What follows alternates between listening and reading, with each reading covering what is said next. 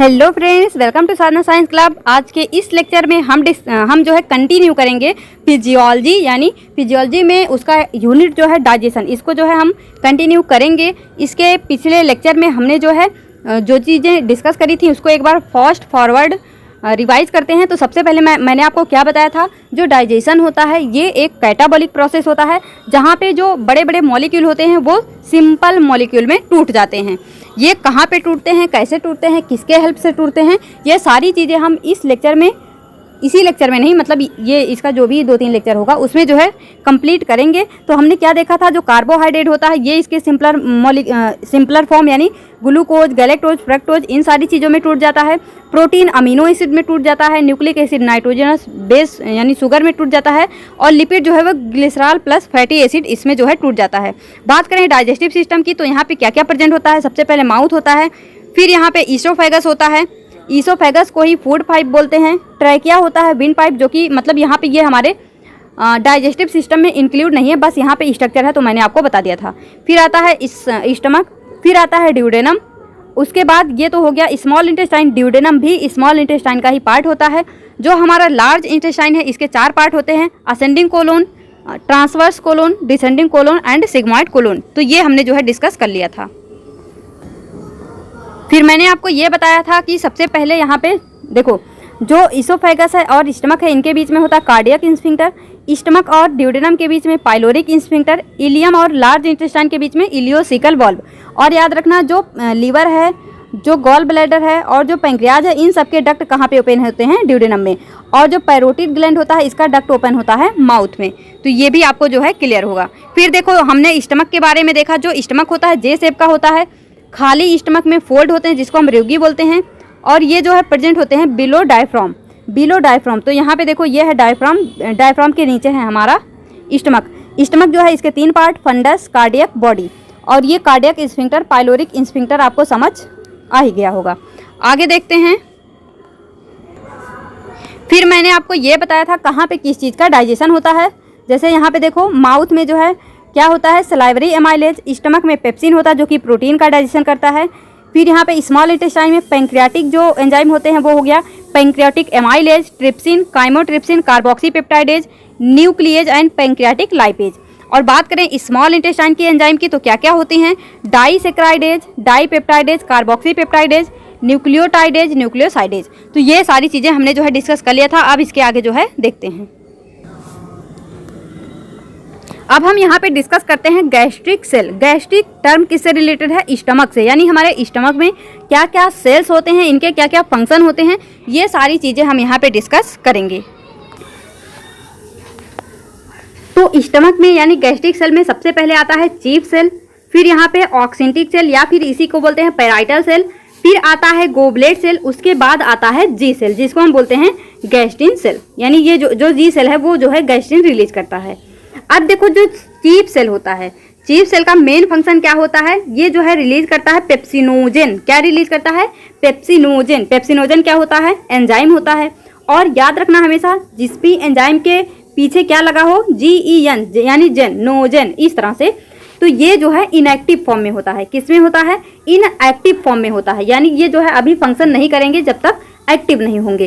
तो जो chief cell होता है ये रिलीज करता है पेप्सिनोजन, इसके साथ ही ये रिलीज करता है गैस्ट्रिक लाइपेज। क्या रिलीज करता है, गैस्ट्रिक लाइपेज। तो याद रखना, जो चीफ सेल है इसका मेन फंक्शन क्या होता है, पेप्सिनोजन एंड गैस्ट्रिक लाइपेज का सिक्रीशन करना। जो ऑक्सिंटिक सेल है या फिर पेराइटल सेल है ये रिलीज करता है HCl। और HCl जो होता है इसका pH होता है 2.2 to 2.7। इसका pH भी याद रखना। और याद रखना HCl को कौन सिक्रीट करता है, तो याद रखना ऑक्सिंटिक सेल या फिर पेराइटल सेल जो है वो HCl का सिक्रीशन करता है। इसके अलावा ये जो है इंट्रिंसिक फैक्टर का भी सिक्रीशन करता है।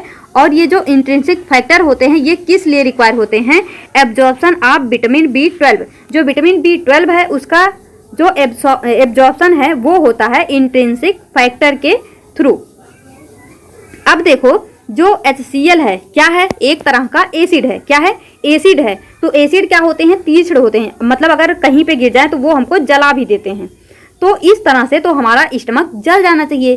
तो यहाँ पे ऐसा क्या होता है जो हमको HCl से बचाता है? तो HCl से बचाने के लिए भी कुछ चीज़ें होनी चाहिए, तो वो होती हैं म्यूकस। क्या होती हैं? म्यूकस, जो कि हमारे बॉडी को प्रोटेक्ट करती हैं। म्यूकस केवल स्टमक में ही नहीं, वो हमारी बॉडी में, पूरे बॉडी में प्रेजेंट होती हैं। तो याद रखना, जो म्यूकस है वो सिक्रीट होता है कहाँ से? गॉबलेट सेल से। कहाँ से? गॉबलेट सेल से। और जो जी सेल है, ये गैस्ट्रिन, मतलब इसको हम गैस्ट्रिन सेल बोलते हैं। इसका फंक्शन क्या होता है? ये सभी जो बाकी के सेल हैं इनको बोलता है ये सारे फंक्शन करने को। जैसे ये जो है चीफ सेल को बोलेगा पेप्सिनोजन गैस्ट्रिक लाइपेज सिक्रेट करने को, इससे बोलेगा इसका फंक्शन करने को यानी HCl और इंट्रिंसिक फैक्टर रिलीज करने को। और जो ये है गॉबलेट सेल को बोलेगा म्यूकस रिलीज करने को। ये जो है जो जी सेल है वो आदेश देता है, मतलब इन लोगों को बोलता है कि हाँ ये फंक्शन करो। तो आई होप आपको गैस्ट्रिक सेल समझ में आया होगा, किसका क्या फंक्शन है ये अच्छे से याद रखना। अब देखो जो HCl होता है, जैसे हमने देखा ना, जो चीफ सेल प्रोड्यूस करता है पेप्सिनोजन, वो कैसा होता है? इनएक्टिव फॉर्म में। तो ये जो पेप्सिनोजन एंजाइम होता है, इसका एक्टिव फॉर्म होता है पेप्सिन। तो पेप्सिनोजन को पेप्सिन में कौन कन्वर्ट करता है? HCl। तो HCl जो है वो पेप्सिनोजन को पेप्सिन में क्या करता है? कन्वर्ट करता है। और याद रखना, जैसे एक बार ये पेप्सिन एक्टिवेट हो गया तो दोबारा से HCl की जरूरत नहीं पड़ेगी। बाकी के जो पेप्सिनोजन हैं ये एक्टिवेट हो जाएंगे इस पेप्सिन के हेल्प से। मतलब जैसे देखो, आप एक कतार में, मतलब ऐसे साइकिल की लाइन लगी हुई है, आप एक साइकिल गिराएंगे, उसके बाद एक एक एक गिरती चले जाएंगी, लेकिन आपने तो गिराया एक ही को है, यानी आपने एक पेप्सिनोजन को एक्टिव किया HCl के हेल्प से, तो बाकी के जो पेप्सिन है उसी पेप्सिन से पेप्सिनोजन, पेप्सिन से पेप्सिनोजन, इस तरह से ये ऑटोमेटिक होता चला जाएगा। अब देखो जो पेराइटल सेल है, हमने क्या देखा, ये HCl सिक्रीट करते हैं। तो किस तरह से करते हैं ये भी देख लो। वैसे रिक्वायर नहीं है, पर एक बार देख लो, आपके कॉन्सेप्ट क्लियर होंगे। जैसे देखो पेराइटल सेल क्या है? एक तरह का सेल है। तो सेल है तो ये O2 को क्या करेगा? जैसे रेस्पिरेशन के बाद जो सेल्स हैं वो ऑक्सीजन को लेते हैं, तो ऑक्सीजन को जब ग्रहण करेगा तो ये क्या बनाएगा? CO2। क्या बनाएगा? CO2। और सेल्स में क्या प्रेजेंस है? वाटर। जो वाटर प्रेजेंट है और CO2 बना, ये दोनों आपस में रिएक्ट करके क्या बनाएंगे? Carboxylic acid. क्या बनाएंगे? Carboxylic acid. तो अब ये जो है यहाँ से क्या बनेगा? बाइकार्बोनेट। क्या बनेगा? बाइकार्बोनेट। ये बाइकार्बोनेट चला जाएगा हमारे ब्लड वेसल्स में, और यहाँ से क्या रह जाएगा? H+। क्या रह जाएगा? H+। और यहाँ पे देखो क्या प्रेजेंट होते हैं? Potassium proton pump. क्या होते हैं? Potassium proton pump. H+ को ही क्या बोलते हैं हम? प्रोटोन। तो याद रखना क्या होता है? Potassium proton pump. जो पंप है इसके थ्रू जो पोटेशियम है वो अंदर आएगा, और ये जो H+ है वो बाहर जाएगा। अब अगर यहाँ से H+ बाहर चला गया, और यहाँ पे देखो H+ तो यहाँ से बाहर चला गया, लेकिन ये जो बाइकार्बोनेट यहाँ पे आया था, तो बाइकार्बोनेट पे क्या था? निगेटिव चार्ज था। एक बार देखो ध्यान से, इस पे क्या है? Negative charge. तो इस तरह से सेल के अंदर में जो ये निगेटिव चार्ज वाला फंडा है वो तो गड़बड़ हो जाएगा। तो इस निगेटिव चार्ज को बैलेंस करने के लिए कौन आता है? Cl नेगेटिव आता है हमारे सेल के अंदर। तो ये भी जो है यहाँ से आता है बाहर, और यहाँ पे ऑलरेडी कौन है? H+। तो H+ और Cl मिलके क्या बन जाते हैं? HCl। और यही HCl क्या करता है? पेप्सिनोजन को पेप्सिन में कन्वर्ट कर देता है। ये आपको क्लियर हुआ होगा, बस एक कॉन्सेप्ट बिल्डिंग के लिए कि मतलब किस तरह से होता है फंक्शन, इसलिए मैंने आपको बताया। वैसे ये जो है रिक्वायर्ड नहीं था। अब जो HCl होते हैं इनका फंक्शन क्या होता है? तो जैसे आप देखो, कभी जैसे दूध है उसमें नींबू डाल दो, तो नींबू क्या होता है? उसमें एसिड होता है, उसमें क्या होता है? सिट्रिक एसिड होता है। तो क्या हो जाता है? जो दूध है वो फट जाता है, यानी वो कर्ड या इन सब चीज़ों में क्या हो जाता है? कन्वर्ट हो जाता है। यानी यहाँ पे जो दूध है उसमें जो प्रोटीन था उसका डीनेचुरेशन हो गया। उसका जो बॉन्ड था, जो प्रोटीन होता है उसके बीच में क्या होता है? Peptide bond. वो जो बॉन्ड था उसका क्या हो गया? ब्रेकडाउन हो गया। तो हम क्या कह सकते हैं? जो एसिड है यानी जो HCl है, इसका फंक्शन क्या है? डीनेचुरेशन ऑफ प्रोटीन या फिर ब्रेकडाउन ऑफ पेप्टाइड बॉन्ड। जब ये ब्रेकडाउन करेगा पेप्टाइड बॉन्ड को, तभी तो प्रोटीन का डीनेचुरेशन होगा। तो इस तरह से क्या याद रखो, जो HCl है वो डीनेचुरेशन ऑफ प्रोटीन करता है, और क्या करता है? Breakdown of peptide bond. और क्या करता है तो ये एसिड। तो एसिड है तो क्या करेगा? ये बैक्टीरिया को भी किल करता है। तो ये 3 फंक्शन जो है HCl के याद रखना। अब यहाँ पे देखो, जैसे मान लो एक कोबरा है। क्या है? कोबरा। और उसके विष को, क्या है? कोबरा के विष को निकाल के आपको पिला दिया जाए तो भी आप नहीं मरोगे। लेकिन कब? अगर आपके बॉडी में, मतलब आपके गट में, आपके माउथ में या गट में कहीं भी किसी भी तरह का कोई भी इन्फेक्शन नहीं होना चाहिए। देखो अगर इन्फेक्शन होगा तो उसके थ्रू जो जहर है वो आपकी बॉडी में चला जाएगा, जो विष है वो जो है कहाँ पे चला जाएगा, आपके ब्लड में चला जाएगा। और अगर ब्लड में उसका एक भी बूंद गया तो सब मामला गड़बड़ हो जाएगा। तो क्या होता है, अगर मान लो कोई भी इन्फेक्शन वगैरह नहीं है, कहीं पे कोई भी ऐसा प्रॉब्लम नहीं है, तो अगर आप कोबरा का जो विष है उसको निगलते हैं तो क्या होता है, वो भी एक तरह का प्रोटीन होता है। क्या होता है उसमें, प्रोटीन होता है। तो जो प्रोटीन होता है तो हमारे स्टमक में HCl होता है। जो HCl है ये क्या करेगा, उसके पेप्टाइड बॉन्ड को ब्रेक कर देगा, उस प्रोटीन को डीनेचर कर देगा। यानी जो कोबरा का विष है वो हमको किसी भी तरह से कोई भी मतलब दिक्कत नहीं करेगा। लेकिन शर्त ये है कि आपके बॉडी में कोई भी तरह का कोई इन्फेक्शन नहीं होना चाहिए कि जिसके थ्रू वो विष जो है आपके ब्लड में जा सके। जब ब्लड में मिलता है तभी सारी दिक्कतें होती हैं, अदरवाइज कोई दिक्कत नहीं होगा।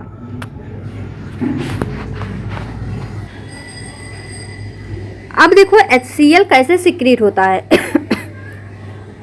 HCl secretion is stimulated by, ये किससे, मतलब HCl का सिक्रेशन और किन चीज़ों से स्टिमुलेट होता है, कहाँ से, मतलब किसके द्वारा ये सिक्रीट होता है, किसके स्टिमुलेशन से। तो सबसे पहले तो हो गया गैस्ट्रिन, मतलब गैस्ट्रिन के थ्रू जो है HCl का सिक्रेशन स्टिमुलेट होता है। इसके अलावा क्या होता है, parasympathetic nervous system. Nervous system में आप पढ़ोगे, एक होता है सिंपैथेटिक नर्वस सिस्टम, एक होता है सिंपैथेटिक नर्वस सिस्टम। तो जो HCl है उसका सिक्रेशन कब स्टिमुलेट होता है, पैरासिम्पैथेटिक नर्वस सिस्टम। बस आपको एक छोटा सा एग्जांपल देती हूँ। मान लो आपके सामने क्या आ गया, एक शेर आ गया। क्या आ गया, एक शेर आ गया। तो अगर आपके सामने एक शेर आया तो जब शेर आता है यानी जब कोई सडन मूवमेंट होता है अचानक से, तो उसमें काम करता है हमारा सिंपैथेटिक नर्वस सिस्टम। क्या काम करता है, सिंपैथेटिक नर्वस सिस्टम। तो मान लो अगर आपके सामने शेर आया तो उस समय मतलब आपका ऐसा मन करेगा, अरे वाह कितना प्यारा सा शेर है, इसको मैं जो है मारूंगा, फिर इसको खाऊंगा, इस तरह से तो नहीं आता। यानी उस समय हमको डाइजेशन की आवश्यकता नहीं है, हमको तो बस भागने की जरूरत है वहां से। यानी HCl का सिक्रेशन नहीं होगा। कब, सिंपैथेटिक नर्वस सिस्टम के केस में, वहां पे HCl के सिक्रेशन की कोई जरूरत नहीं, क्योंकि हमको डाइजेशन वगैरह नहीं करना, हमको तो बस शेर को देख के भागना है। यानी अगर सिंपैथेटिक नर्वस सिस्टम के केस में HCl सिक्रेट नहीं हो रहा तो कब होगा, पैरासिम्पैथेटिक नर्वस सिस्टम के माध्यम से। तो इसको जो है आप याद रखेंगे। अब देखो जो हिस्टामिन होता है, जो मास्ट सेल होता है, मैंने आपको इम्यूनोलॉजी में बताया भी है, ये क्या करता है, हिस्टामिन सिक्रेट करता है। क्या करता है, हिस्टामिन सिक्रेट करता है। तो ये जो हिस्टामिन सिक्रेशन होता है मास्ट सेल के थ्रू, ये जो है मतलब जब हिस्टामिन सिक्रेट होता है तो इसके द्वारा HCl का सिक्रेशन भी स्टिमुलेट होता है। किस लिए, हमारे डिफेंस सिस्टम के लिए, डिफेंस मैकेनिज्म के लिए। जैसे मान लो कोई बैक्टीरिया आया तो हिस्टामिन जो मास्ट सेल से सिक्रेट हुआ वो क्या बोलेगा, बोलो और HCl जो है सिक्रेट कर, तो ताकि उस बैक्टीरिया को मारा जा सके। तो ये जो है आप याद रखेंगे, HCl जो है वो गैस्ट्रिन से, पैरासिम्पैथेटिक नर्वस या फिर histamine secreted by mast cell, इन सब चीज़ों से HCl का सिक्रेशन स्टिमुलेट हो सकता है। तो यहाँ पे पूरी तरह से स्टमक के बारे में हमने पढ़ लिया। अब देखते हैं स्मॉल इंटेस्टाइन के बारे में। तो जो स्मॉल इंटेस्टाइन होता है, सबसे पहले इसका लेंथ जो है वो 6 मीटर टू 7 मीटर होता है। फिर देखो यहाँ पे सबसे पहले क्या है, माउथ है, ये है माउथ, ये है इसोफेगस। फिर यहाँ पे स्टमक में क्या है, HCl है, फूड आएगा। तो HCl प्लस फूड कहाँ पे है, हमारे स्टमक में। स्टमक के बाद आता है स्मॉल इंटेस्टाइन, जहाँ पे 3 पार्ट हैं, एक हो गया ड्यूडेनम, जेजुनम और इलियम। जो ड्यूडेनम होता है, इसका नाम ड्यूडेनम क्यों है, क्योंकि ये जो है 12 फिंगर लॉन्ग होता है। अब ये 12 फिंगर लॉन्ग किस तरह से देखते हैं, जैसे ये इस तरह से हमारी उंगलियां हैं, तो इस तरह से जो है आप अपनी 4, ये हो गई 4, फिर 4, फिर 4, इस तरह से, मतलब हम बोलते हैं ना 4 अंगुल, ऐसे बोलते हैं। तो 12 फिंगर लॉन्ग होता है हमारा ड्यूडेनम। और जो जेजुनम होता है, ये क्या होता है, आफ्टर डेथ ये खाली हो जाता है। क्या होता है, एम्प्टी आफ्टर डेथ। इसको जो है आप याद रखेंगे। तो यहाँ पे इसमें से कुछ भी नया नहीं है। Mouth, oesophagus, stomach, small intestine, ये सारी चीज़ें हमने देखी ली। तो ये तीनों पार्ट हो गए स्मॉल इंटेस्टाइन के, और यहाँ पे हो गया इसका कुछ फीचर। अब देखो क्या होता है, यहाँ पे जो एसिडिक फूड आया है, जैसे यहाँ ऊपर देखो हमारा जो स्टमक है, यहाँ पे क्या है, HCl प्लस फूड। क्या है, हमारे स्टमक में HCl तो है ही है, और जब हम बाहर से फूड लेंगे तो फूड क्या होगा, हमारे स्टमक में आएगा। तो स्टमक में HCl है, बाहर से फूड आया, HCl प्लस फूड। अब ये HCl प्लस फूड कहाँ पे आएंगे? हमारे ड्यूडेनम में। तो जब ये हमारे ड्यूडेनम में आते हैं, जब ये हमारे ड्यूडेनम में आते हैं तो कैसे होते हैं? इसको हम बोलते हैं एसिडिक फूड। क्यों? क्योंकि यहाँ पे HCl है फूड के साथ। क्या बोलेंगे? Acidic food. और यहाँ पे जो डक्ट आता है वो आता है कहाँ से? पैंक्रियाज एंड लीवर से। Duct from pancreas and liver. जो पैंक्रियाटिक एंजाइम होता है वो एक्टिव होता है बेसिक पीएच पे। कब? बेसिक पीएच पे। लेकिन ये तो एसिडिक फूड है, यानी ये अभी फंक्शन नहीं करेगा। तो क्या होता है? जो ड्यूडेनम होता है, यहाँ पे एक ग्लैंड होती है, उसका नाम होता है ब्रूनर्स ग्लैंड। क्या होता है? ब्रूनर्स ग्लैंड, जो कि सिक्रीट करता है बाइकार्बोनेट। और ये बाइकार्बोनेट क्या करता है? ये न्यूट्रलाइज कर देता है एसिडिक फूड को। तो इसको याद रखना। और एक पॉइंट याद रखना, अभी हम लेयर्स पढ़ेंगे, एक होता है म्यूकोसल लेयर, सब म्यूकोसल लेयर। तो जो ब्रूनर्स ग्लैंड है ये एक ऐसी ग्लैंड है जो कि सब म्यूकोसल ग्लैंड में कहाँ पे होती है? प्रेजेंट होती है। तो याद रखना, आपसे डायरेक्टली पूछा जा सकता है ब्रूनर्स ग्लैंड कहाँ पे प्रेजेंट होती है? ड्यूडेनम में। अब देखो हमारे स्मॉल इंटेस्टाइन में और क्या क्या चीजें होती हैं। तो सबसे पहले यहाँ पे सिक्रीशन आपने देख ही लिया, सिक्रीशन होता है, एब्जॉर्प्शन होता है, प्रोटेक्शन होता है, एंड यहाँ पे इंडोक्राइन ग्लैंड्स भी होते हैं। ये क्या करते हैं अभी बाद में देखेंगे। तो देखो सबसे पहले जो स्मॉल इंटेस्टाइन है यहाँ पे सिक्रीशन कैसे होता है। तो ये कुछ इस तरह से जो है हमारा स्मॉल इंटेस्टाइन होता है। यहाँ पे क्या प्रेजेंट होते हैं? Intestinal gland. ये है हमारे इंटेस्टाइनल ग्लैंड। और ये जो इस तरह से है इसको हम क्या बोलते हैं? Crypt of Lieberkuhn. क्या बोलते हैं? Crypt of Lieberkuhn. तो यहाँ से क्वेश्चन कैसे बनेगा? क्रिप्ट ऑफ लिबरकुन कहाँ पे प्रेजेंट है? स्टमक में, स्मॉल इंटेस्टाइन में, लार्ज इंटेस्टाइन में? तो आप हमेशा याद रखना क्रिप्ट ऑफ लिबरकुन कहाँ पे प्रेजेंट होता है? स्मॉल इंटेस्टाइन में। तो यहाँ ये तो हो गया, सिक्रीशन का काम करता है। अब देखो जो एब्जॉर्प्शन है वो होता है बिलाई या फिर माइक्रोबिलाई के थ्रू, या फिर यहाँ पे सर्कुलर फोल्ड जिसको हम बोलते हैं प्लाइका सर्कुलरिस, इसके थ्रू क्या होता है? एब्जॉर्प्शन। अब ये एब्जॉर्प्शन कैसे होता है? क्योंकि ये जो बिलाई है या फिर माइक्रोबिलाई है या फिर सर्कुलर फोल्ड है जिसको हम प्लाइका सर्कुलरिस बोलते हैं, ये जो है सरफेस एरिया को इंक्रीज करते हैं। क्या करते हैं? सरफेस एरिया को इंक्रीज करते हैं। बिलाई और माइक्रोबिलाई में डिफरेंस ये होता है, बिलाई एक फिंगर नुमा स्ट्रक्चर होता है, माइक्रोबिलाई भी फिंगर नुमा होता है, लेकिन इस फिंगर पे भी फिंगर होता है कहाँ पे? माइक्रोबिलाई में। तो ये थोड़ा सा डिफरेंस यहाँ पे होता है, यानी केवल फिंगर बिलाई, फिंगर पे फिंगर माइक्रोबिलाई।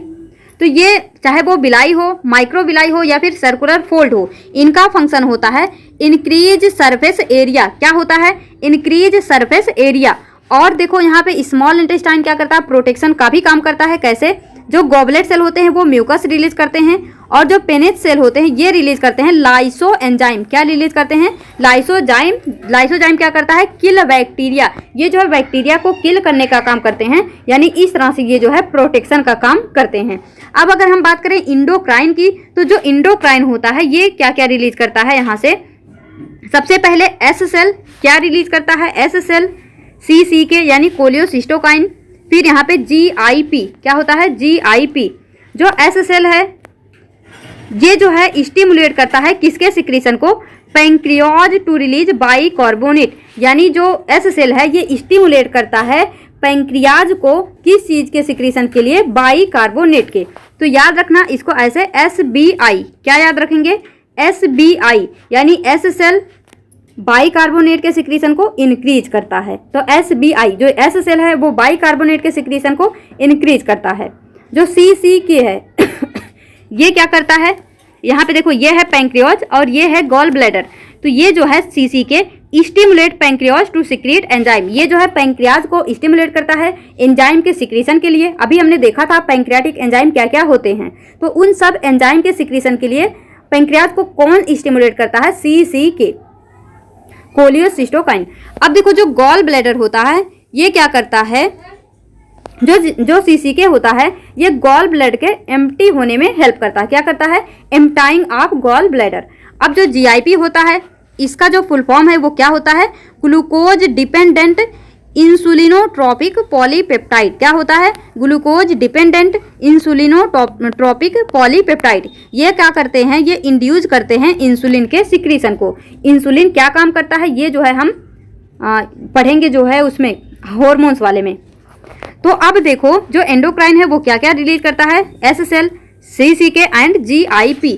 अब मान लो अगर कोई व्यक्ति क्या करता है, कार्बोहाइड्रेट नहीं खाता, क्या खाता है, केवल प्रोटीन खाता है, तो क्या दिक्कत हो सकती है। अगर इस तरह से क्वेश्चन बने तो आप क्या बोलेंगे, अगर कोई केवल प्रोटीन ही खाता है, कार्बोहाइड्रेट नहीं खाता, तो उसका जो इंसुलिन का मेटाबॉलिज्म है वो क्या हो जाएगा, गड़बड़ हो जाएगा। क्यों? क्योंकि ये जो है जीआईपी ये ग्लूकोज डिपेंडेंट है, यानी जब तक ग्लूकोज नहीं होगा ये जो है फंक्शन नहीं करेगा, तो इंसुलिन का सिक्रेशन भी इंड्यूस नहीं होगा। इस तरह से इंसुलिन मतलब जो भी इंसुलिन से होता है वो सारी चीजें गड़बड़ हो जाएंगी। अब देखो इस तरह से ये जो हमारा स्मॉल इंटेस्टाइन है, जो इसके 3 पार्ट हैं, क्या हो गया, ड्यूडेनम, जेजुनम, इलियम। जो ड्यूडेनम होता है यहाँ से होता है आयरन का एब्जॉर्प्शन, जो जेजुनम होता है यहाँ से फोलिक एसिड का एब्जॉर्प्शन, और जो इलियम होता है यहाँ से विटामिन B12 का एब्जॉर्प्शन होता है। विटामिन B12 का एब्जॉर्प्शन किसके हेल्प से होता है, by the help of intrinsic factor, by the help of intrinsic factor. तो इसको हमेशा याद रखेंगे। तो आपको ये एब्जॉर्प्शन याद रखनी है किस चीज़ का कहाँ से होता है। अब देखो जब हमने फूड को इंगल्फ किया तो ये आया फूड। अब फूड जब हमारे स्टमक में जाएगा तो यहाँ पे HCl से मिलेगा, यानी ये अभी कैसा होगा, एसिडिक। तो इस सूप को क्या बोलते हैं, काइम। क्या बोलते हैं, काइम। काइम कैसा होता है, एसिडिक। अब ये एसिडिक फूड जो है वो जाएगा हमारे स्मॉल इंटेस्टाइन में, और इधर लीवर से क्या आएगा, बाइल आएगा। जो बाइल है जब वो आएगा तो क्या करेगा, काइम प्लस बाइल। बाइल कैसा होता है, बेसिक होता है। तो ये जो काइम आया ऊपर से और बाइल आया इधर से, तो काइम प्लस बाइल बराबर क्या होता है, काइल। क्या होता है, काइम प्लस बाइल बराबर काइल। काइम कैसा होता है, एसिडिक होता है। काइल कैसा होता है, बेसिक होता है। काइम फूड प्लस HCl और काइल काइम प्लस बाइल। तो इसको जो है आप याद रखेंगे। आगे देखिए जो लार्ज इंटेस्टाइन है ये हमने डिस्कस कर ही लिया। इसको क्या बोलते हैं, कोलोन बोलते हैं। और इसके 4 पार्ट होते हैं। एक क्या होता है, असेंडिंग कोलोन, एक होता है ट्रांसवर्स कोलोन, एक होता है डिसेंडिंग कोलोन, और एक होता है सिग्मोइड कोलोन, क्योंकि ये एस शेप का होता है। तो ये इसके 4 पार्ट होते हैं। जो सीकम होता है, यहाँ पे देखो ये तो हो गए इसके चारों पार्ट, ये transverse colon, descending colon, sigmoid colon, ascending colon. अब देखो यहाँ पे क्या होता है, सीकम। ये क्या होता है, सीकम, जहाँ से क्या निकला होता है, अपेंडिक्स।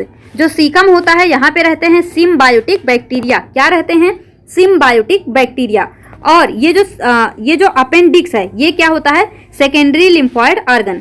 अब यहाँ पे जो सिग्मोइड कोलन है ये जहाँ पे ओपन होता है इस रीजन को बोलते हैं रेक्टम, और यहाँ से एक पोर ओपन होता है जिसको बोलते हैं एनस, जिसके थ्रू फीसेज जो है वो बाहर आते हैं।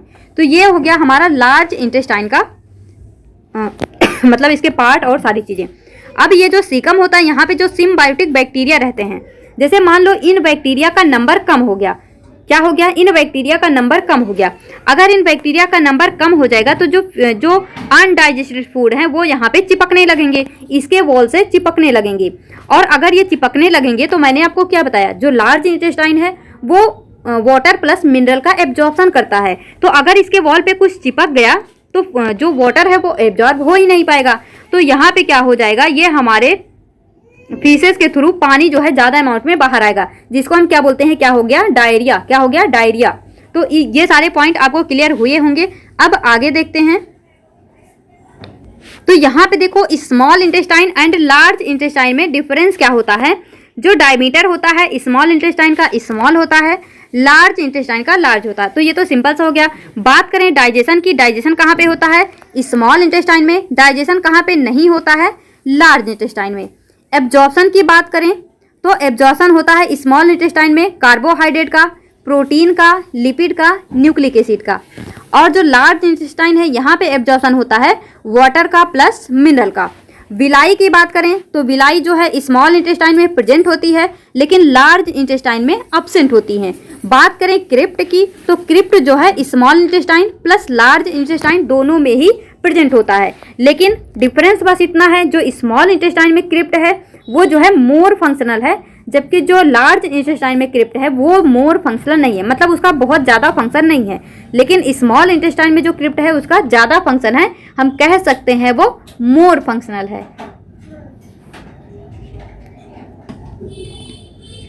अब यहाँ पे देखिए, हम देखते हैं यहाँ पे डक्ट किस तरह से होता है। डक्ट, ये सारे डक्टल सिस्टम यहाँ पे डिस्कस करते हैं, तो इम्पॉर्टेंट है। इससे ऑलरेडी DSSB में यानी प्रीवियस ईयर में क्वेश्चन पूछे जा चुके हैं। अगर आपने प्रीवियस ईयर का हर एक सेशन अटेंड किया होगा तो आपको मालूम होगा कैसे क्वेश्चन बना था। मैंने अभी क्वेश्चन तो नहीं ला पाई, पर इसको ध्यान से समझो, कोई भी क्वेश्चन डक से बनेगा आप सारा सॉल्व कर लेंगे। सबसे पहले हमारे पास क्या है, ये है हमारा लीवर। क्या है? लीवर। अब मैंने आपको पहले भी बताया, कोई भी ऑर्गन या ऑर्गन सिस्टम डिस्कस करेंगे तो हम लेफ्ट और राइट को इस तरह से लेते हैं, राइट को हमेशा इधर और लेफ्ट को इधर लेते हैं। तो अब देखो, ये है हमारा राइट, ये हमारा लेफ्ट। लीवर में ये हो गया लेफ्ट वाला साइड, ये हो गया राइट साइड। अब जो लेफ्ट से जो डक्ट निकलती है इसको बोलते हैं लेफ्ट हिपैटिक डक्ट। जो लीवर होता है उसके लिए एक टर्म यूज करते हैं जिसको बोलते हैं हिपैट। क्या बोलते हैं? हिपैट। क्या बोलते हैं? हिपैट। तो लेफ्ट से जो डक्ट आई, लेफ्ट हिपैटिक डक्ट। जो राइट से डक्ट आई वो क्या हो गया? Right hepatic duct. Left hepatic duct, right hepatic duct. जब ये दोनों आपस में इस तरह से मिलके एक डक्ट बना लिए, क्या बना लिए? एक डक्ट बना लिए, तो हम इसको क्या बोलते हैं? देखो, अब दोनों मिलके कॉमन हो गई। Right hepatic duct, left hepatic duct दोनों मिलके कॉमन हो गई, तो इसका नाम हम क्या बोलते हैं? Common hepatic duct. Common hepatic duct. अब देखिए इधर में क्या है? Gall bladder. ये है हमारा गॉल ब्लैडर, और ये जो होता है इसको बोलते हैं सिस्टिक डक्ट। क्या बोलते हैं? Cystic duct. तो जो गॉल ब्लैडर से जो डक्ट आती है उसको बोलते हैं सिस्टिक डक्ट। और यहाँ से क्या आता है? बाइल। एक मिनट फिर से देखो, जैसे ये जो लीवर है, थोड़ा सा इसको पतला करते हैं फिर देखते हैं। जैसे यहाँ पे देखो, ये जो बाइल है ऐसे आता है, ऐसे आता है, और ये जाता है हमारे गॉल ब्लैडर में। तो जो बाइल है वो गॉल ब्लैडर में क्या होता है? कंसंट्रेट होता है, फिर कंसंट्रेट होके क्या होता है? यहाँ से वापस जाता है। तो ये जो बाइल है सिस्टिक डक्ट के थ्रू होके जब आता है तो कॉमन हिपैटिक डक्ट और ये सिस्टिक डक्ट जो है ये एक कॉमन डक्ट बनाते हैं जिसको हम क्या बोलते हैं? Common bile duct. क्या बोलते हैं? Common bile duct. तो हमेशा याद रखना, common hepatic duct plus cystic duct बराबर कॉमन बाइल डक्ट। और याद रखना, जो बाइल है उसका कंसंट्रेशन कहाँ पे होता है? गॉल ब्लैडर में। अब देखो, तो ये हमने देखा, इतना आपको समझ आ गया। एक बार फिर से आपको बता देती हूँ, फिर आगे देखते हैं। जैसे देखो, ये क्या था? हमारा लीवर। क्या है? लीवर। ये है हमारा लीवर। ये हो गया लेफ्ट पार्ट, ये हो गया राइट। जो लेफ्ट से आया वो हो गया लेफ्ट हिपैटिक डक्ट, जो राइट से आया वो हो गया राइट हिपैटिक डक्ट। जब दोनों फ्यूज हो गए तो ये हो गया कॉमन हिपैटिक डक्ट। यहाँ से आया ये है हमारा cystic duct. Cystic duct plus common hepatic duct, जब दोनों फ्यूज हो गए तो क्या बन गया? Common bile duct. अब यहाँ से आता है जो पैंक्रियाज है, पैंक्रियाज से क्या आता है? Pancreatic duct. क्या आता है? Pancreatic duct. तो pancreatic duct plus common bile duct, ये दोनों मिलकर क्या बनाते हैं? जब इतने सारे डक्ट फ्यूज होते हैं तो ये एक फूला हुआ पार्ट बन जाता है। और मैंने आपको क्या बताया था? जो फूला हुआ पार्ट होता है उसको क्या बोलते हैं? उसके लिए टर्म यूज होता है एम्पूला। फूला एम्पूला, फूला एम्पूला। तो यह क्या होता है? एम्पूला। इस वाले पार्ट को, इस वाले रीजन को क्या बोल देते हैं? हिपैटो पैंक्रियाटिक डक्ट या फिर एम्पुला ऑफ वेटर। इसका क्या नाम होता है? हिपैटो पैंक्रियाटिक डक्ट या फिर एम्पुला ऑफ वेटर। अब देखो यहाँ पे जब ये ड्यूडेनम से आपस में यहाँ पे फ्यूज हो रहे हैं यहाँ पे, तो ये जो इंस्फिंक्टर बना इसको बोलते हैं इंस्फिंक्टर ऑफ ओडाई। क्या बोलते हैं? Sphincter of Oddi. क्या बोलते हैं? Sphincter of Oddi. और देखो, ये जो पैंक्रियाज है यहाँ से एक और डक्ट निकलती है जो कि डायरेक्ट ड्यूडेनम से कनेक्ट होती है, जिसको हम क्या बोलते हैं? Duct of Santorini. क्या बोलते हैं?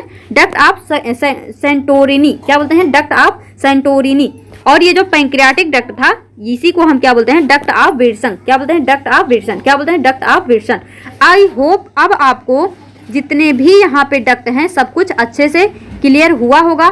डक्ट वाला जो पार्ट है यहाँ से ऑलरेडी प्रीवियस ईयर में क्वेश्चन पूछे गए हैं। तो जो लीवर से आता है, लीवर के लिए टर्म क्या यूज होता है? हिपैट। तो लीवर के लेफ्ट पार्ट से जो आया लेफ्ट हिपैटिक डक्ट, जो राइट पार्ट से आया वो राइट हिपैटिक डक्ट। और जब दोनों आपस में मिलकर कॉमन डक्ट बना लिए तो इसका नाम हो गया common hepatic duct. Gall bladder से आया सिस्टिक डक्ट, और cystic duct plus common bile duct मिलकर क्या बना लिए? Common bile duct. क्या बना लिए? Common bile duct.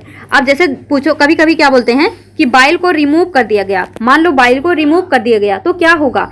तो जो बाइल होता है सॉरी, अगर हम गॉल ब्लैडर को क्या करें, रिमूव कर दें, क्या करें, इसको यहाँ से कट करके रिमूव कर दें, तो अगर हम गॉल ब्लैडर को रिमूव कर देंगे तो ये क्या करता है, ये बाइल को कंसंट्रेट करता है, और बाइल क्या करता है, फैट इमल्सिफिकेशन में हेल्प करता है। तो फैट इमल्सिफिकेशन नहीं हो पाएगा अच्छे से, क्योंकि बाइल अच्छे से कंसंट्रेट नहीं होगा। जैसे मान लो हमने एक ग्लास पानी में थोड़ा मतलब 1 चम्मच शुगर डाला, तो भी वो मीठा होगा, लेकिन उतना मीठा नहीं होगा। यानी हमने अगर गॉल ब्लैडर को हटा भी दिया तो भी बाइल यहाँ से तो आ ही रहा लीवर से, यानी तब भी काम होगा, लेकिन उस तरह से नहीं होगा। इस वजह से अगर किसी का जो है गॉल ब्लैडर रिमूव कर दिया जाता है तो उसको एडवाइस किया जाता है कि वो बहुत ज़्यादा फैटी खाना ना खाए, मतलब जिसमें बहुत ज़्यादा फैट प्रेजेंट हो, ऐसा फूड खाने से अवॉइड करे, क्योंकि मतलब कंसनट्रेटेड बाइल है नहीं तो उसका डाइजेशन थोड़ा मुश्किल हो जाएगा। और यहाँ से आएंगे डाइल्यूट बाइल। तो इस तरह से इसको आप जो है याद रखेंगे। आई होप आपको डक्ट अच्छे से क्लियर हुए होंगे, कौन सा डक्ट कहाँ से आ रहा है, फिर मिलकर क्या बना रहा है, ये सारे पॉइंट अच्छे से याद रखना। तो अगर आपको कहीं पे डाउट हो आप जो है कमेंट में लिख सकते हैं, और हाँ, अपना फीडबैक देना मत भूलना। इस वीडियो में यहीं तक, मिलेंगे अपने नेक्स्ट वीडियो में, तब तक के लिए all the best, be happy, be positive.